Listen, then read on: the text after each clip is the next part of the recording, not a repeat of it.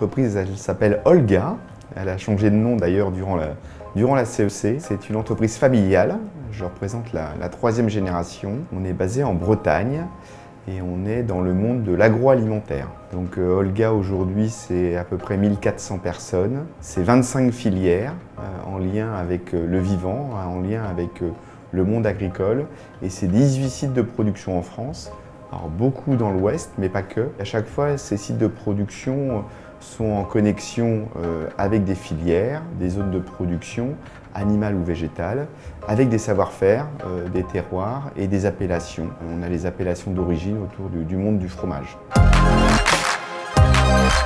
C'est vrai que toute cette logique de développement durable, d'entreprise responsable, fait partie de notre ADN, quelque part, et c'est vrai qu'on a fait le choix du bio dans les années 75, on a fait le choix du végétal comme vous l'avez rappelé dans les années 80. On continue à avancer sur de nouvelles filières, de nouvelles offres de produits. Et c'est vrai que quand la CEC est arrivée, pour moi c'est devenu à ce moment-là une évidence. Donc on l'a regardé, je me suis inscrit en me disant j'avais compris qu'il y avait 150 entreprises qui allaient être sélectionnées. Et puis voilà, il y a eu un environnement, d'autres priorités et j'ai laissé le train partir en me disant que c'était pas pour cette fois-ci, ça serait pour une autre fois. En fait, des entreprises qui avaient intégré la CEC, qui connaissaient Olga et me connaissaient, m'ont dit un jour, écoute Olivier, mais comment ça se fait que tu n'es pas avec nous? Ta place, elle est là, elle n'est pas ailleurs. Et la CEC venant en Bretagne, à Nantes, j'ai pu à ce moment-là intégrer le collectif et ce qui ne devait pas se passer a pu se passer. Et donc on a pu rentrer en troisième session dans la CEC et l'accueil qui s'est passé à Nantes, les proximités qu'avait l'entreprise avec un certain nombre d'acteurs de la CEC et de son écosystème, les travaux qu'avait engagé l'entreprise aussi autour de la raison d'être et de la vision nous ont permis, malgré ces 2 sessions de retard, de se mettre assez rapidement dans le rythme et de vivre pleinement cette CEC jusqu'à aujourd'hui, qui va être, avec ces 2 jours, le point d'honneur de ce parcours. La CEC, pour moi, ça a été quelque chose de confrontant, mais aussi de rassurant, parce que de temps en temps, j'ai pu me sentir un peu seul sur ces sujets. J'ai pu avoir, à un moment ou à un autre, certes une colère forte et une inquiétude, mais aussi un sentiment que ça allait être compliqué, qu'il y avait presque une logique fataliste ou même de se dire à un moment ou à un autre c'était perdu d'avance. Et là, le fait de pouvoir entrer dans ce collectif, le fait de pouvoir vivre les expériences qu'on a traversées, se faire challenger et rencontrer des experts qui nous font grandir sur toutes les thématiques qui peuvent toucher cette logique d'impact a été pour moi des moments très forts. Et j'en quitte un moment très fort, donc où là ça allume des nouvelles lumières, ça éclaire des nouvelles voies, ça ouvre des nouvelles possibilités. Et pour ça, je trouve ça magique. Et je sors de cette CEC en ayant été nourri et en ayant été ouvert sur, je dirais oui, des responsabilités importantes qui nous engagent et qui peuvent nous mettre sous pression, mais oui, sur des nouveaux champs d'action qui permettent d'imaginer un futur beaucoup plus radieux que celui dans lequel nous sommes aujourd'hui. Et donc c'est pour moi quelque chose, un appel et un élan très positif, même si à certains moments, les informations qu'on a pu recevoir ont pu m'assommer. Et je pense ont pu nous assommer, mais c'est peut-être aussi à ce prix-là que le rebond existe.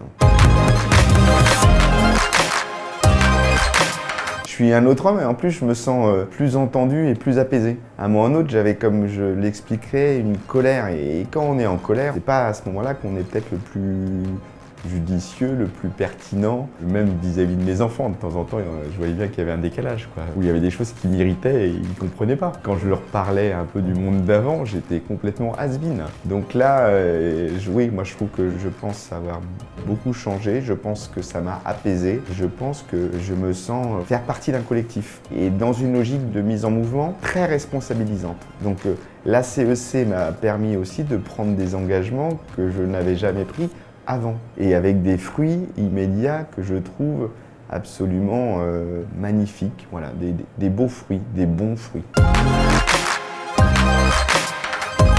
En tout cas, il y a des choses qui sont plus possibles aujourd'hui, que je tolérais par le passé. Et un exemple concret, on avait un tournage pour faire un spot télé et voilà, il y avait une technique particulière qui nous intéressait. J'avais envie d'impliquer les collaborateurs dans cette aventure. Et un jour, on me revient vers moi en me disant le plus simple pour faire ce film, il faut qu'on parte à une dizaine de l'entreprise, un aller-retour à Barcelone. C'était même plus une question économique, quoi. C'était une question, c'est pas possible. Je peux pas imaginer embarquer des collaborateurs pour un aller-retour, un voyage Kleenex presque sur Barcelone. Et donc j'ai dit non, c'est pas possible, je peux pas accepter ça. Et donc on a traité le sujet différemment et ça s'est bien fait. Mais voilà, ça c'est un exemple concret. Le fait de se dire, comme je vous le disais, on a quelques sites distants en France. Avant, il y avait des solutions d'avion que j'utilisais très facilement, très régulièrement et qui ne me posaient pas question. Et aujourd'hui, je dis stop aussi à ça. Donc,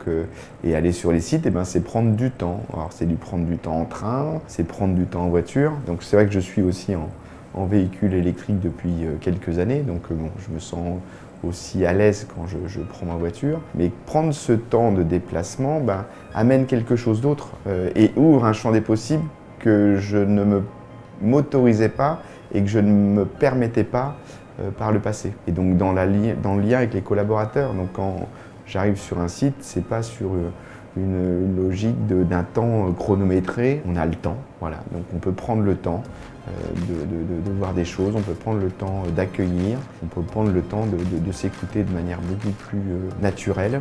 Et idem avec le monde agricole, avec un beau témoignage où il y avait l'anniversaire d'un site à la bergerie de Lozère. C'était les 10 ans du nouvel atelier, donc on est allé sur ce site, on a fait une belle fête, c'était un beau moment avec les producteurs et les collaborateurs.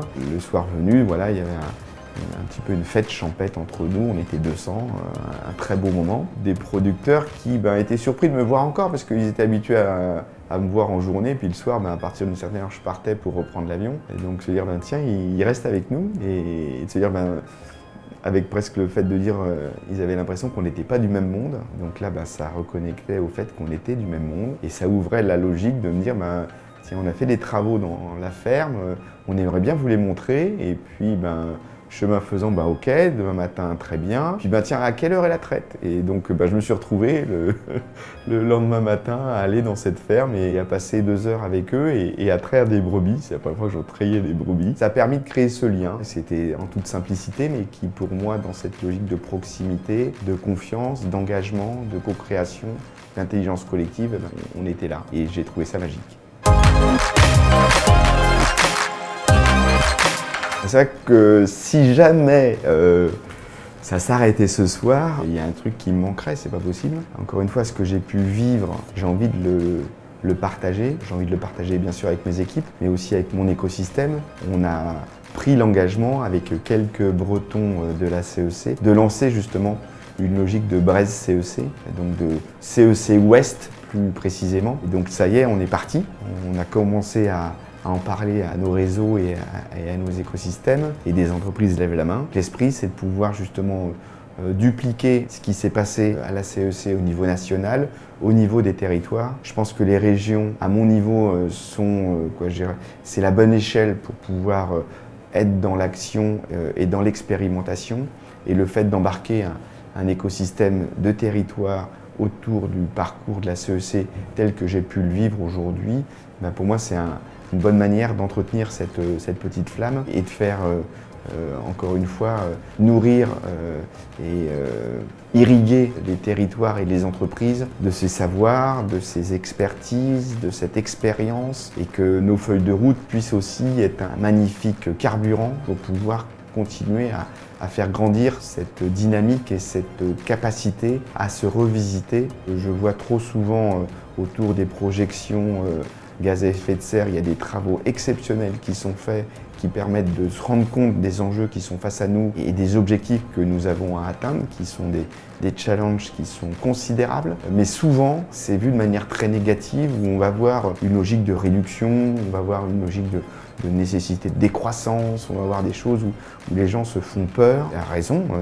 mais il y a capacité de voir l'autre côté de la pièce, de se dire s'il y a des activités qui vont devoir se réinventer et peut-être s'arrêter, il y a plein d'autres activités qui vont pouvoir justement émerger et des nouveaux modèles qui seront à construire. Et moi, j'ai envie d'être dans cette logique d'optimisme de combat vis-à-vis de ces problèmes de climat et de regarder justement tout ce qui peut émerger, tous les besoins qui vont nécessairement apparaître pour recréer ce lien entre l'individu, l'entreprise, le collectif, le territoire, la nature, et comment chacun peut être dans une logique de contribution et encore une fois en laissant de la place à l'autre. Pour moi, oui, il y aura une suite à cette CEC dans cette logique de la CEC Ouest et je suis ravi de pouvoir accompagner cette démarche et faciliter à cette émergence. C'est ma raison d'être. Étant troisième génération d'une entreprise familiale, je dirais ma mission c'est transmettre à la famille évidemment pour le projet d'entreprise, mais oui, de transmettre aussi ce qu'on a pu me donner, ce qu'on a pu m'inculquer et de pouvoir, je dirais, le faire vivre.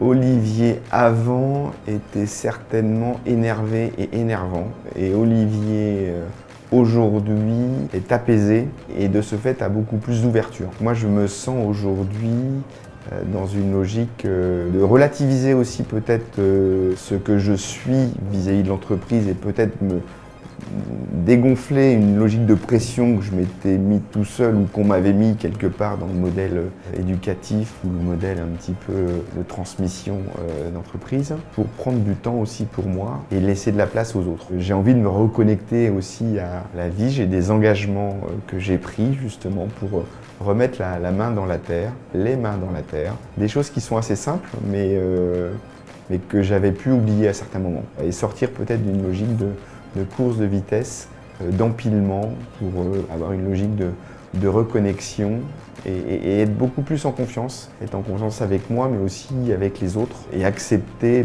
qu'à certains moments on peut être dans une situation un petit peu d'inconfort, on peut être dans une situation de questionnement, on peut être en inquiétude, mais se dire que ne plus être tout seul sur ces sujets-là et l'avoir ouvert à un plus grand nombre donne une opportunité de solutions qu'on n'imagine pas et qui, pour moi, me mettent en confiance que, entre guillemets, la nature fait bien les choses et qu'il faut lui laisser cette place. Et quand c'est le collectif qui s'embarque d'une problématique, c'est plus confortable pour l'individu et le patron que j'avais pu ou que je suis être et que je dirais que ça laisse encore une fois de la place aussi à des idées, à des vocations, à des engagements, à des énergies, à plein de choses qui font la force d'un collectif et qui font la force d'une entreprise et qui font la force d'un territoire et d'un pays.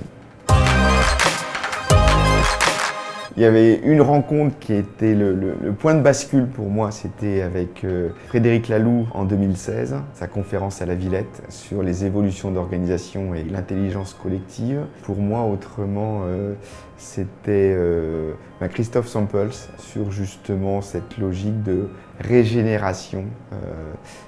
Et j'étais avec lui tout à l'heure et à chaque fois, il y a plein de choses qui émergent en fait. Quand je suis avec lui, quand il est dans l'écoute et dans la logique du questionnement et de nous challenger sur notre business model et les différents sujets qu'on peut porter. Donc des belles rencontres comme ça. Oui. Je ne l'avais pas fait la première session, donc j'avais vu des vidéos après mais je n'ai pas pu le vivre de la même manière. Si, quand même un élément où j'avais trouvé, et ça a été quand même ma carte de vœux 2022, c'était le Overview Effect qui a été quelque chose de marquant pour moi, avec toute l'histoire le TEDx qui accompagnait cette présentation et qui reste quand même aussi un élément un petit peu, une pierre anguleuse mais forte pour moi sur ce parcours.